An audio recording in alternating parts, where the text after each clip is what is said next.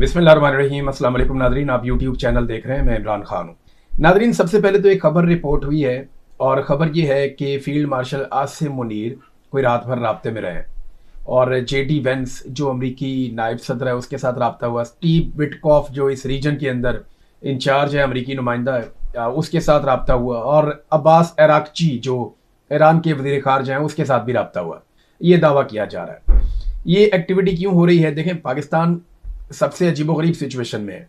Iran ने पाकिस्तान को बहुत सपोर्ट की है और सऊदी अरब ने भी पाकिस्तान को बहुत सपोर्ट की है। अब इन दोनों की लड़ाई में पाकिस्तान का किरदार सिर्फ और सिर्फ एक सुलह करवाने वाले का होना चाहिए और यही हो सकता है। लेकिन अगर पाकिस्तान को इस लड़ाई में उतरना पड़ गया तो सऊदी अरब ने पाकिस्तान को बहुत सारा पैसा वैसा दिया हुआ है, हमारे कौमी खजाने का सत्यानाश हो जाएगा। और ईरान ने हाल ही में पाकिस्तान को इतनी सहूलत दी है कि जहां पूरी दुनिया के लिए उसने आपने हुर्मुज़ को बंद किया था, हमारे वहां से शिप गुजरते रहे हैं। और अगर पाकिस्तान ईरान के खिलाफ एक लड़ाई में जाता है तो पाकिस्तान के अंदर जो शिया कम्युनिटी है खास तौर पे, और अभी तो सारे के सारे ही जो है वो इसके खिलाफ है, चाहे शिया या सुन्नी है, कोई भी है, तो पाकिस्तानी रद्देअमल बड़ा खौफनाक देंगे और उस रद्देअमल को पाकिस्तानी जर्नैलों ने भांप भी लिया। तो बड़ी ऑकवर्ड सिचुएशन है और पाकिस्तान ने पूरी कोशिश की है जंगबंदी करवाने की और पाकिस्तान को यही करवाना चाहिए, यही पाकिस्तान का रोल होना चाहिए। पाकिस्तान का कोई भी वजीर आजम हो, पाकिस्तान में किसी की भी हुकूमत हो, पूरी कोशिश करनी चाहिए कि खित्ते में कोई भी लड़ाई है उस लड़ाई को रुकवाया जाए। खास तौर पे जब एक मुसलमान मुल्क है, आपका पड़ोसी मुल्क है, उसके साथ ज्यादती हो रही है, तो ऐसी सूरत में उसके साथ खड़े होना चाहिए, जंग को रुकवाना चाहिए। अगर आप जंग में उतर नहीं सकते, आप ईरान की तरफ से लड़ नहीं सकते अमेरिका और इसराइल के खिलाफ, तो फिर आप जंगबंदी करवाइए। तो पाकिस्तान ने जो राब्ते किए हैं वो ईरान के साथ भी किए हैं और अमेरिका के साथ भी किए हैं। एक पाकिस्तान ने अपने तौर पे मुसव्वदा तैयार किया है जो पाकिस्तान को लगता था कि दोनों के लिए काबिल कबूल होगा। दोनों के साथ ये शराइत शेयर की गई हैं और राइटर्स की खबर के मुताबिक पाकिस्तान ने जो फार्मूला एक दिया हुआ है वो लुब्बे लवाबिस का ये है कि एक तो फौरी तौर पे एक जंगबंदी कर दी जाए, आबनाए हुर्मुज़ को खोल दिया जाए। ये जनाब पहली शर्त है कि फौरी तौर पे जंगबंदी कर दी जाए, दोनों तरफ से कोई गोली नहीं चलेगी, कोई बम नहीं गिरेगा और आबनाए हुर्मुज़ को खोल दिया जाए। नंबर 2, फिर मुस्तकबिल में मुस्तकिल जंगबंदी के लिए मुज़ाकरात और उनकी शराइत का तयन किया जाए, जिसमें पाकिस्तान ने यह भी लिखा कि ईरान के ऊपर से पाबंदियां भी खत्म की जाएंगी और साथ ही साथ ये भी लिखा कि ईरान के वाजिबात भी क्लियर किए जाएंगे। लेकिन ये सारी चीजें मुस्तकबिल में होंगी और उनकी गारंटी कोई नहीं है। लेकिन फिलहाल फौरी तौर पे एक जंगबंदी पाकिस्तान ने कोशिश की है कि वो हो जाए। अब अमेरिका इससे पहले ये कह चुका है कि 48 घंटे की जंगबंदी होनी चाहिए। अमेरिका ने एक दरखास्त की थी ईरान के मुताबिक कि 48 घंटे के लिए जंगबंदी कर देते हैं। इस दरखास्त को ईरान ने मुस्तरद कर दिया था। ईरान ने कहा था जंगबंदी की कोई जरूरत नहीं, आप लड़ाई लड़ते रहे बेशक। और वो वजह सिर्फ एक ही है, एतबार। ईरान अगर पाकिस्तान के कहने पर मौजूदा हालात में एक बैकफुट पे जाके एतबार कर लेता है और आबनाए हुर्मुज़ को खोल देता है, तो याद रखिएगा जब दोबारा ईरान आबनाए हुर्मुज़ को बंद करेगा और जब दोबारा लड़ाई में उतरेगा तो सारा मलबा ईरान पे गिर जाएगा और दुनिया ईरान को यह कहेगी जब जंगबंदी हो गई थी तो दोबारा से ये कर देगी, क्या जरूरत है। तो तब ईरान की बात भी कोई नहीं मानेगा। जब ईरान कहेगा जी पाबंदियां खत्म नहीं की, वादे पूरे नहीं किए, तो वो फिर जब हाथ से चीज निकल जाए तो निकल जाती है। आलमी सतह पे मामला ऐसे ही चलते हैं। तो ईरान मुस्तकबिल की पेशबंदी कर रहा है। वो ये जानता है कि अगर अभी वो पीछे हट जाते हैं तो बाद में आगे बढ़ना उनके लिए बहुत मुश्किल हो जाएगा। और जहां तक वो आगे बढ़े हैं इसका मलबा सारा का सारा गिर रहा है अमेरिका पे और इसराइल पे, तो ठीक है उन्हीं पे मलबा रहे। आज जो सिचुएशन है उसका बर्डन अमेरिका पे, डोनाल्ड ट्रंप पे और नेतन्याहू पे है।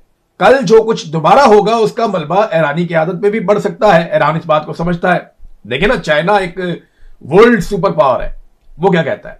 चाइना कहता है कि आबनाए हुर्मुज़ की बंदिश ईरान की वजह से नहीं हुई। वो ये कहता है कि यह बंदिश हुई है अमेरिकी और इसराइली गैर कानूनी हमले की वजह से। पहली मर्तबा रशिया बहुत खुल खुल कर बोल रहा है। रशिया ये कह रहा है कि आप होते कौन है धमकियां लगाने वाले, अल्टीमेटम देने वाले। बल्कि रशिया ने यह कहा कि हम ये जंगबंदी करवा सकते हैं, हम किरदार अदा कर सकते हैं। यही बात चाइना ने भी की कि हम भी ये कर सकते हैं, लेकिन धमकी अमेज रवैया बंद किया जाए, अल्टीमेटम देना बंद किया जाए और कोई लॉजिक के ऊपर आकर बात की जाए। ईरान ने जो मांगा वो बड़ा जायज है। ईरान ने कहा जी कि आप हमारे ऊपर आइंदा कभी हमला नहीं करेंगे, इसकी गारंटी देंगे आप। दूसरा, आप हमारे ऊपर पाबंदियां खत्म करेंगे। तीसरा, हमारे जो वाजिबात हैं वो भी अदा किए जाएंगे, जो ईरान का हक है वो ईरान को लौटाया जाएगा। ये बड़ी इंपॉर्टेंट चीजें हैं जो उन्होंने मांगी है। 4-5 शराइत ईरान की मंजरें यहाँ पे आई हुई थी। अब आसिम मुनीर साहब के बारे में दावा किया जा रहा है कि वो इन लोगों के साथ राब्ते में रहे, अमेरिकन और ईरानियों के साथ। ये पाकिस्तान की तौहीन है। हमारा आईन इसकी इजाजत नहीं देता। अवामी शऊर की तौहीन है, अवामी मैंडेट की तौहीन है कि एक फौजी ऑफिसर जो है वो पाकिस्तान के खारजी मामलात के अंदर मुदाखलत करे। आसिम मुनीर साहब को कोई हक नहीं पहुंचता कि वो पाकिस्तान की नुमाइंदगी करें उन मामलात में जिनका मैंडेट उनके पास नहीं है। ये पाकिस्तान की बतौर एक रियासत तौहीन है जो पाकिस्तान के फौजी ऑफिसर अपना हलफ तोड़ के बार बार करते हैं। ये काम किसी अवामी मुंतखब नुमाइंदे को करना चाहिए था, या किसी ऐसे ब्यूरोक्रेट को करना चाहिए था जो वजारत खारजा से मुंसलिक है, या वो लोग जिनकी ये जिम्मेदारी है उन्हें यह काम करना चाहिए था। ये काम आसिम मुनीर साहब का है नहीं। आज अगर काम निकल भी जाता है या थोड़ी वावाकारी हो भी जाती है तो तारीख कोई अच्छी नहीं बन रही कि जर्नैल पाकिस्तान के खारजी मामलात में मुदाखलत कर रहे हैं। और ये मुदाखलत नई नहीं है, ये बहुत पुरानी ये मुदाखलत है और लंबे अरसे से चलती चली आ रही है। तो इस सिलसिले को कभी तो रुकना है ना, कहीं तो रुकना है। तो ईरान ने जनाब जो पाकिस्तान ने ऑफर दिया और जो चीजें दी, अब उसके बाद ईरानी सोर्सेज ने कुछ खबरें बाहर निकाली और कुछ खबरें आलमी मीडिया में छप भी गई। वो पाकिस्तान को टारगेट नहीं करते ईरानी, वो बहुत समझदार है। वो पाकिस्तान को वापस जवाब देते हुए बड़े मोहतात रहते हैं, और अगर कोई सख्त चीज कहनी होती है तो वो पाकिस्तान को जवाब दिए बगैर अमेरिका को मुखातिब करके कह देते हैं या इसराइल को मुखातिब करते हुए कह देते हैं। क्योंकि पाकिस्तान को ईरान ने वो सारी फैसिलिटीज दी हैं जो किसी भी मुल्क को वो दे सकते थे। उन्होंने कहा जनाब तेल भी ले जाएं, सस्ता तेल ले जाएं, हमसे कुछ चाहिए वो भी ले जाएं, हम आपके बारे में कुछ बुरा नहीं बोलते, आप हमारे भाई हैं। और अगर कोई नेगेटिव चीज आई भी तो ईरान ने उसको नजरअंदाज किया। तो पाकिस्तान जो है वो इखलाकी नुक्ता नजर से बहुत दबाव में है। ईरान की लड़ाई लड़ नहीं सकता पाकिस्तान, सीरियस जो बात है। पाकिस्तान को लड़ाई नहीं लड़नी, पाकिस्तान को सुलह करवानी है, यही वाहिद ऑप्शन है पाकिस्तान के पास। तो ईरान ने जनाब साफ इनकार कर दिया कि आपने हुर्मस कभी भी अपनी साबका हालत में वापस नहीं आएगी। ये नहीं जैसा आप चाहते हैं कि अचानक से आपने हुर्मस खुल जाए, तो वो तो नहीं होगा।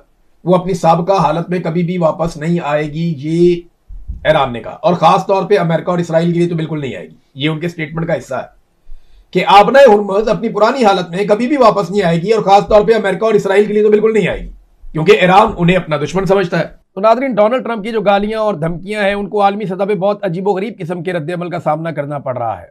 यानी अमरीकी सदर है, बहुत बड़ा ओहदा है उसके पास, लेकिन एमनेस्टी इंटरनेशनल की सरबराह जो है उन्होंने कहा डोनाल्ड ट्रंप की धमकियां नफरत अंगेज है। उन्होंने क्लियरली यह करार दिया। फिर डोनाल्ड ट्रंप की गालियों को लेकर अमेरिका के अंदर रद्द-ए-अमल आ रहा है। अमेरिका के अपने सेनेटर्स और सीनियर सियासतदान वो ये कह रहे हैं कि ये आदमी ज़हनी मरीज है, और एक ज़हनी मरीज के हाथों में अमेरिकन क़यादत जा चुकी है। ईरानी भी इस प्रोपेगेंडा को बहुत ज़्यादा फैला रहे हैं। ईरान की जितनी भी एम्बेसियां हैं मुख्तलिफ ममालिक में, वहाँ पे जो सफ़ीर हैं ईरान के, उनकी एक अजीब ड्यूटी लग गई है। वो सारे डोनाल्ड ट्रंप को और अमरीकी हुकूमत को ट्रोल करना शुरू हो गए हैं। उन्होंने वो मजाक उड़ाया और इस किस्म के खाके और इस किस्म के लतीफ़े बना बना के वो लगा रहे हैं कि पूरी दुनिया में अमेरिका का मजाक उड़ रहा है। नाज़रीन, कुर्दों ने भी एक प्रैंक कर दिया डोनाल्ड ट्रंप के साथ। कुर्द, आपको मैं बता देता हूँ, ये इराक और ईरान के बॉर्डर के ऊपर रहते हैं। कुछ जो कुर्द हैं वो ये तुर्की के बॉर्डर के ऊपर रहते हैं। तो ये पूरा कुर्दिस्तान का उनका एक ख्वाब है कि उनका अपना एक मुल्क भी अलग से बन जाए, और ये शाम तक रहते हैं। ये कुर्दों की एक बहुत बड़ी आबादी है जो शाम, तुर्की, ईरान और इराक, इनकी सरहदों के ऊपर एक पूरा बहुत बड़ा एरिया है जिसे वो लोग अपनी जुबान में वो कहते हैं जी कुर्दिस्तान है ये हमारा। तो यहाँ कुर्दों की बहुत बड़ी आबादी है। ये बड़े जंगजू लोग हैं, बड़े मजबूत लोग हैं, इनके कबाइल बड़े तगड़े हैं। ये जो कुर्द है ना, इनके बारे में एक बड़ी मशहूर शख्सियत है जिन्होंने यरूशलेम फतह किया था। उनका नाम था सलाहुद्दीन अय्यूबी। सलाहुद्दीन अय्यूबी एक कुर्द थे और उन्होंने यरूशलेम फतह किया था, और कुर्दों को उनके नाम से जाना भी जाता है। तो अब आपको आइडिया हो गया इनकी कितनी ज़बरदस्त तारीख है और ये कितने तगड़े लोग हैं। बहरहाल, कुर्दों को डोनाल्ड ट्रंप ने हथियार दिए कि ईरान के अंदर हालात ख़राब किए जाएंगे। कुर्दों ने हथियार लपेट लिए, उन्होंने हथियार ले लिए डोनाल्ड ट्रंप से ये कहकर के जनाब जैसे आप कहेंगे वैसे हो जाएगा। डोनाल्ड ट्रंप ने अभी खुद एतराफ़ कर लिया कि हमने कुर्दों के जरिए कोशिश की लेकिन हमारे साथ प्रैंक हो गया। तो डोनाल्ड ट्रंप के साथ अरबों रुपए के हथियार लेकर प्रैंक कर दिया कुर्दों ने भी, और अब उनके पास भी हथियार है। तो अमेरिका ऐसे ही दुनिया के अंदर हथियार बांटता रहता है। इसकी वजह से जब हथियार किसी के पास जाता है तो सब एक जैसे लोग तो नहीं होते, फिर मलेशियाज बनती हैं, ग्रोह बनते हैं, दहशतगर्दी होती है, ये मामला बढ़ते हैं। अब ईरान ने एक और बड़ी इंपॉर्टेंट चीज़ ईरान के अंदर से सोर्सेज बता रहे हैं, और बाकायदा कुछ इंटरनेशनल मीडिया ने इधर उधर रिपोर्ट भी किया है। ये जो एक ऑपरेशन हुआ है ना ईरान के अंदर, डीप इनसाइड ईरान, पहाड़ी इलाकों में, वो कहा जाता है कि ये ऑपरेशन हुआ, एक पायलट को ढूंढ रहे थे अमेरिकन, लेकिन जो इक्विपमेंट वो वहां पे लेकर गए थे अमेरिकन, उससे लगता नहीं है कि ये खाली पायलट को ढूंढने का ऑपरेशन है। लेकिन अमेरिकन अपना कोई भी आदमी पीछे छोड़ते नहीं है। इसके बारे में अमेरिकन की एक बड़ी मिथ है कि हम अपना आखिरी आदमी भी निकालते हैं मैदान जंग में से, हम किसी को छोड़ के नहीं भागते, अपनी लाशें नहीं छोड़ते। अब उन्होंने एक पायलट को निकाला, इसके ऊपर फिल्में भी बनेगी, कहानियां भी बनेगी, आर्टिकल भी लिखे जाएंगे, ये बात ठीक है। लेकिन वहां ईरान में सोर्सेज बता रहे हैं कि ये लड़ाई कुछ और थी, और दावा ये किया जा रहा है कि अमरीकी बहुत बड़ी तादाद में आए थे और उनके 6 जहाज और हेलीकॉप्टर, 6 के करीब जहाज और हेलीकॉप्टर उनके जो है वो तबाह हो गए।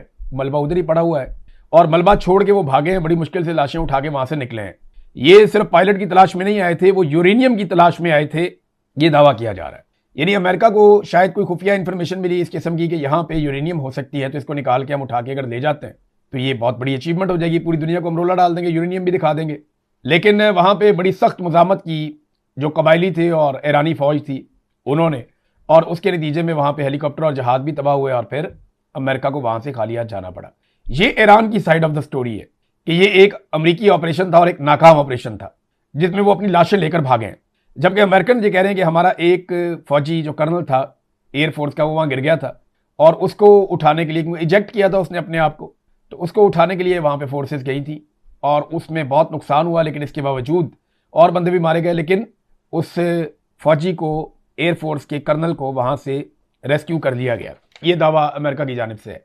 लेकिन तारीख बड़ी जालिम चीज़ है, हकायक और चीज़ें सामने आ जाएंगी। तस्वीर तो आ गई हैं कि C-130 वहाँ पड़ा हुआ है, किधर पड़ा हुआ है, हेलीकॉप्टर गिरे हुए हैं, जहाज़ गिरे हुए हैं, अजीबोगरीब मलबा फैला हुआ है हर तरफ। तो ऐसा लग रहा था कि अमेरिकन एयरफोर्स का छोटा सा कब्रिस्तान बना हुआ है वहाँ पे। नादरीन, अब जरा पाकिस्तान के अंदर आ जाएं आप। पाकिस्तान में इमरान खान साहब का केस लगा हुआ था इस्लामाबाद हाई कोर्ट में। इमरान खान साहब के वकला और फैमिली सुबह सुबह निकले और पहुंचे, अलग अलग जगहों से सारे आ गए, इस्लामाबाद में हाई कोर्ट के अंदर आ गए और पता चला जनाब जजेज ही गायब हैं। अमले से पूछा, रब्ता किया, उन्होंने कहा जी जजेस तो चले गए मीटिंग में। जी कहाँ मीटिंग में चले गए, आज तो तारीख दी हुई थी। उन्होंने कहा जी जजेस मीटिंग में चले गए हैं और मीटिंग जो है वो सुप्रीम कोर्ट में है। अब इमरान खान साहब की बहन अलीमा खानम के साथ जो सेक्रेटरी है उनका एक मुकालमा भी हुआ। तो इमरान खान की बहन ने पूछा कि आज केस क्यों नहीं सुन रहे, तो सेक्रेटरी ने कहा चीफ जस्टिस सुप्रीम कोर्ट गए हैं। तो अलीमा खानम ने कहा कि कल को समाअत होगी, तो उन्होंने कहा नहीं जी कल तुर्किश डेलीगेशन आ रहा है, उसका इस्तकबाल करना, उसकी मेज़बानी करनी है। तो अलीमा खानम ने कहा जी फिर हम तुर्किश मीडिया के पास जाते हैं, उनको जाकर बताते हैं जिनके आप मेहमान बने हुए हैं वो नाइंसाफ़ी कर रहे हैं, ज्यादती कर रहे हैं, वो हमें इंसाफ नहीं दे रहे, और फिर उसके बाद क्या अगले दिन केस सुन लेंगे। तो इस पे सेक्रेटरी ने कहा जी मैं कुछ नहीं कह सकता, चीफ जस्टिस आएंगे तो वो बताएंगे। फिर इमरान खान साहब की बहनें वहाँ पे बैठ गई, उन्होंने एहतजाज शुरू कर दिया। उन्होंने कहा जी इमरान खान ने हमें कहा था कि मेरी पार्टी को जाकर ये पैगाम दें कि वो क्यों नहीं अदालत से तारीख लेते और तारीख लिए बगैर अदालत से क्यों उठ जाते हैं, तो हम यहाँ बैठे हम तारीख लेकर जाएंगे। वो फिर बैठ गए वहाँ पर, उन्होंने धरना दे दिया। अब वहाँ पर एक अजीबोगरीब सिचुएशन क्रिएट हो गई। इमरान खान साहब के वकला आए, सलमान अकरम राजा साहब आए, सलमान सफदर साहब आए, उन्होंने आकर कहा जनाब ये तो इमरान खान का केस, इसकी औकात ही कोई नहीं है, खुली अदालत के अंदर जब भी ये केस लगेगा ये केस नहीं ठहर सकता, ये नाइंसाफी है, ये ज्यादा देर नहीं ठहर सकती, लिहाजा अब जजेस केसेस को सुन ही नहीं रहे। सलमान अकरम राजा ने कहा जी 35 साल से मैंने ऐसा कोई निज़ाम इंसाफ नहीं देखा जो पाकिस्तान में इस वक्त सूरत बना दी गई है। बहरहाल जब दबाव बढ़ा तो अदालत ने ये कह दिया जनाब कल समाअत हो जाएगी और 3 बजे आपको इतला कर दी जाएगी कि समाअत कितने बजे होगी। ये अब तक की इतला है, बाकी इन्फॉर्मेशन आएगी तो आपके साथ नेक्स्ट वीलॉग में शेयर कर दी जाएगी। अंदाजा करें इनकी जजों की तकारीब चल रही हैं, जजों के डेलीगेशनों के साथ मुलाकातें चल रही हैं। और भाई तुम लोगों को रखा यहाँ पे इंसाफ देने के लिए, कौम पैसा देती है इंसाफ के लिए, तनख्वाह मिलती है, मुराद मिलती है इंसाफ देने के लिए। अदालत के अंदर बैठो, बैठकर इंसाफ दो। कितने ही लोग जबरी तौर पर लापता हैं, कितने ही लोगों का हक मारा गया है, कितने ही मजलूम बेचारे जेलों के अंदर बंद हैं, कितने लोगों का मालो दौलत माफिया खा गया है, सरकार ने कितना लोगों का जीना हराम किया है। बेशुमार चीज़ें ऐसी हैं जहाँ पे अदालत को काम करना है, लेकिन अदालत और जजेस सिर्फ अपनी मुराद इंजॉय कर रहे हैं, कोई भी इंसाफ देने के लिए मौजूद नहीं है। नाज़रीन, अवाम को ये कफ़ायत शारी का कह रहे हैं और ख़ुद करोड़ों के इश्तिहारात रोज़ाना की बुनियाद पर लगा रहे हैं। पीपल्स पार्टी हो या हुक्मरान जमातें हो, ये सारे के सारे प्रोटोकॉल इंजॉय कर रहे हैं। अगर आप आसिफ अली जरदारी का प्रोटोकॉल देख लें, यूसुफ रज़ा गिलानी का देख लें, बिलावल जरदारी का देख लें, शहबाज शरीफ का या उसके वज़रा का देख लें, और सबसे बढ़ के अगर आप मरियम नवाज का देख लें, क्योंकि उसके दिमाग में एक कीड़ा है कि मेरे से ज़्यादा प्रोटोकॉल किसी का नहीं होना चाहिए। ये भी तो एक खबत होता है ना, मेरे से अच्छे कपड़े किसी के ना हो, मेरे से अच्छे जूते किसी के ना हो, मेरे से अच्छी शक्ल किसी की ना लगे, मेरे से ज़्यादा प्रोटोकॉल किसी का ना हो, और दुनिया में सबसे पहले, दुनिया में सबसे आगे, पाकिस्तान में पहली मरतबा, ये इस किस्म के नारे इनके होते हैं। हालांकि टके का इन्होंने काम नहीं किया जब से इनको इक़्तिदार मिला है। सिर्फ अगर ये एक डाटा जारी कर दें ना और बता दें कि इमरान खान के दौर में वज़ीर आज़म हाउस या वज़ीर आज़म ऑफिस का खर्चा कितना था और आज कितना है, तो इनकी कफ़ायत शारी का पोल खुल जाएगा। सिर्फ ये डाटा जारी कर दें कि उस्मान बुज़दार के दौर में वज़ीर आला हाउस का खर्चा कितना था और आज कितना है, तो इनकी कफ़ायत शारी का पोल खुल जाएगा। ये भी मालूम करवा लें कि ऐवान सदर का खर्चा आरिफ अलवी के दौर में कितना था और आज आसिफ अली जरदारी के दौर में कितना है, तो इनका ये भी पोल खुल जाएगा। और तवज्जो इनकी कहाँ पे, बदला लेने पे, इससे बदला लो, उससे बदला लो, उसको गायब करो। अब मुसाविर उनको भी गिरफ्तार कर दिया, गायब कर दिया, बल्कि या बेशुमार कारकुन है पाकिस्तान तहरीक इंसाफ के या सोशल मीडिया के एक्टिविस्ट हैं, उनको बार बार उठा लिया जाता है, उनके साथ जुल्म किया जाता है, जबरी तौर पर लापता रखा जाता है। नसीम शाह बेचारा एक क्रिकेटर है, पाकिस्तान के लिए उसने नाम रोशन किया है, एक तेज तरीन बॉलर है पाकिस्तान का, बड़ी अच्छी कारकर्दगी है, पाकिस्तान को उसने मैचेस जितवाए हैं। अब उस नसीम शाह के ऊपर गैर मुअय्यना मुद्दत के लिए पीएसएल से उनको बाहर कर दिया गया। बहाना क्या है जी, साइड इंजरी हो गई है, बस इंजर्ड हो गया बेचारा, बोल ही नहीं सकता बंदा। थोड़ा सा पहले कुछ और खिलाड़ी हैं उनके बारे में कहा था अनफिट हो गए, वो खिलाड़ी कहीं और मैचेस खेल रहे थे, वो कहते जी हम तो फिट हैं, हमें तो खुद साथ लेकर नहीं गए, क्योंकि पर्चियां थी उनको साथ लेकर जाना था बांग्लादेश में खेलने के लिए। तो बांग्लादेश में पर्चियों को खिलाने के लिए जो रियल प्लेयर है पाकिस्तान के, उनको छोड़कर चले गए पाकिस्तान में, और यहां पाकिस्तान के अंदर वो यहां खेल रहे थे और बहाना बनाया हुआ था जी इनको इंजरी हो गई है। अब एक ट्वीट जिसका डिस्क्लेमर भी जारी किया और ये कहा नसीम शाह ने कि मैंने नहीं किया हुआ, जिस बंदे के पास मेरा अकाउंट था उसने कर दिया, उसको निकाल भी दिया, उसके ऊपर माजरत भी कर दी।